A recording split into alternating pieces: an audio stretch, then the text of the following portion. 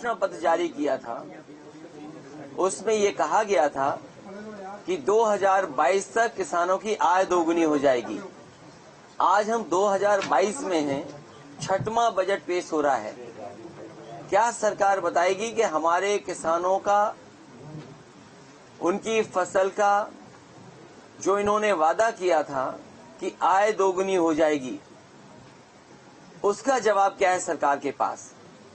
जिस तरीके से महंगाई बढ़ी है और लगातार महंगाई बढ़ रही है, जो कीमत दालों की है, तेल जो खरीदा जाता है उसकी कीमत, डीजल पेट्रोल की कीमत, सीमेंट की, स्टील की, और लगातार आप देखेंगे महंगाई बढ़ी है।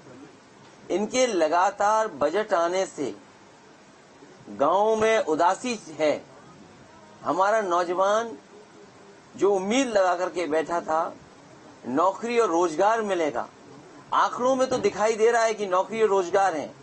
अगर सरकार के आंकड़े देखें तो आंकड़ों में तो दिखता है, लेकिन जमीन पर गांव में अभी भी बड़े पैमाने पर नौजवानों के हाथ में काम नहीं है, रोजगार नहीं है, नौकरी नहीं है। और फिर जिस तरीके से उत्तर प्रदेश को इंफ्रास्ट्रक्चर में या गरीब की मदद के लिए योजनाएं चलानी चाहिए थी, वो सरकार नहीं चला पा रही है। जो गरीब हैं, जिन्हें वादा किया था कि गेहूं भी मिलेगा, चावल भी मिलेगी, वहीं तेल भी खाने को अच्छा मिलेगा, चना भी मिलेगा, और अगर हम आंकड़े देखें, सरकार करोड़ों बता रही है कि इतने करोड़ लोगों को, गरीबों को पहुंचाया है इन्होंने अनाज। क्या ये सरकार लगातार चलाएगी कि नहीं चलाएगी? और शायद गरीब बच्चों की इतनी दुर्दशा पढ़ाई की कभी नहीं हुई होगी जितनी 5 साल में हुई है, और इस बजट में भी नहीं लगता है कि बच्चों की पढ़ाई बेहतर हो पाएगी। प्राइमरी एजुकेशन को बर्बाद कर दिया इन्होंने। आज जो बच्चे पढ़ने आ रहे हैं वो ज्यादातर बच्चे पिछड़े वर्ग के हैं, दलित समाज के हैं, सबसे समाज के गरीब बच्चे हैं। उनके पास ड्रेस अभी तक नहीं पहुंच पाई, न बन पाई है। जो खाने की चीजें मिलनी चाहिए थी मिड डे मील में, वो नहीं उपलब्ध हो पा रही हैं। सरकार फल उपलब्ध नहीं करा पा रही है। समाजवादी सरकार में हफ्ते में 1 दिन दूध मिलता था, वो उपलब्ध नहीं करा पा रही। जो बर्तन देने शुरू हो गए थे वो बर्तन नहीं उपलब्ध करा पा रही है। और इसके साथ साथ पढ़ाई के लिए जो किताबें उपलब्ध होनी थी वो किताबें भी सरकार नहीं उपलब्ध करा पा रही है। जिस सरकार ने कोर्स बदलने के बाद, एनसीईआरटी की किताब लागू करने के बाद बच्चों तक किताबें नहीं पहुंचा पाए। सर, संकल्प पत्र में बहुत से प्रॉमिस किए थे, लेकिन बजट में उनके लिए कोई बहुत प्रावधान नहीं। ये जो बजट है, दिल्ली से जो मदद मिलती है उसका भी एडिशन बजट है। ये जो 6 लाख करोड़ के लिए ताली बज रही हैं, वो दिल्ली के बजट को जोड़ करके बजट है। और फिर कल भी मैंने कहा था कि दिल्ली की सरकार की मदद क्या है। अगर मुंबई से लेकर के दिल्ली तक एक्सप्रेसवे बन रहा है तो यूपी को क्यों छोड़ा जा रहा है, यूपी को क्यों नहीं जोड़ा जा रहा है? और अभी भी जो पुरानी सरकार के काम थे वही दिखाई दे रहे हैं। सैनिक स्कूल कोई नया नहीं बना। अगर कोई सैनिक स्कूल के लिए बजट दिया गया हो तो बताओ, वही पुरानी सरकार के जो सैनिक स्कूल है वही है। मेडिकल की जो व्यवस्थाएं थी गरीबों के लिए, ये दावा करती है सरकार कि मेडिकल कॉलेज लखनऊ में इतने ओपीडी हैं, इतनी संख्या में पीजीआई में लोग आते हैं, इतनी संख्या में लोग आपके लोहिया इंस्टीट्यूट में इलाज कराने आते हैं। लोग लाखों की संख्या में लखनऊ इसलिए आ रहे हैं क्योंकि जिले स्तर पे जो आपके अस्पताल होने चाहिए वो बर्बाद हो गए।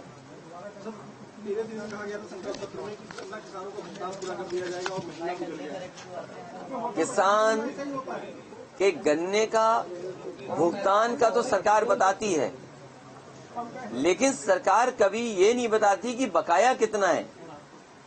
क्या इस बजट में किसानों का अभी तक जो बकाया है पैसा वो मिल जाएगा? सरकारी सहकारी चीनी मिलों का तो सरकार बजट में रखे, लेकिन जो प्राइवेट मिल हैं उनका पैसे का भुगतान कब तक हो जाएगा? इस बजट में समाजवादियों ने सपना देखा था कि हमारे गरीबों की दवाई के साथ साथ इलाज और बिजली भी फ्री होगी। 300 यूनिट फ्री बिजली का वादा किया था, लेकिन इस सरकार तो लगातार महंगाई बढ़ा रही है। कहा जा रहा है छोटे जानवर एक्सप्रेसवे के लिए और बजट लाया जा रहा है और एक्सप्रेसवे बनाए जाएंगे उत्तर प्रदेश। जो राइडिंग क्वालिटी पिछले एक्सप्रेसवे की थी वो एक्सप्रेसवे की क्वालिटी नहीं है। और जहां छुट्टा जानवर गौवंश सेवा की, गाय सेवा की बात कही, वहीं दबाव बना रही है सरकार के लोग भूसा दान दें। कोई सोच सकता है कि जब बजट पेश होना है, बजट में ये चीजें शामिल हों, लेकिन सरकार भूसा तक उपलब्ध नहीं करा पा रही है और भूसा के लिए भी जबरदस्ती दान चाहती है कि लोग दान करें।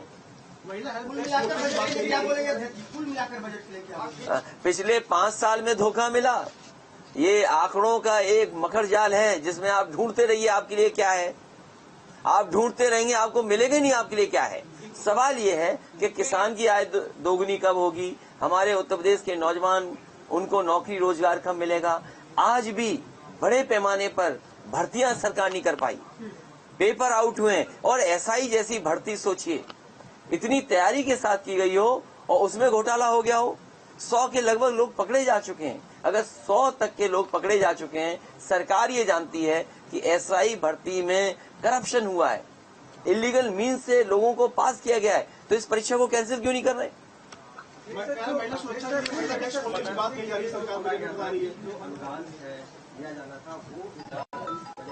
किस चीज का आपके समय में 125 देखिए, मैंने तभी आपसे कहा कि ये बजट छठा है, लेकिन इस छठे बजट में सब कुछ घटा है।